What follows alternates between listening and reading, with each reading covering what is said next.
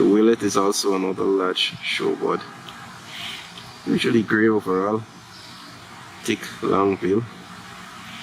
Sometimes they can come in a mottled brown pattern with a bit of streaking near the breeding season. Relatively large black bill, black leg. Large grey shorebird in the non-breeding season in the tropics. Then very mottled brown in the breeding season. Long thick black bill. You can see there is a somewhat of a preload stripe. Black leg, really inconspicuous other than the size. Willets, known for the white wing band when they fly off, and the willet's whistle. Not what you hear in the background though. Willet can be identified by the call or that white wing bar you see when they fly off.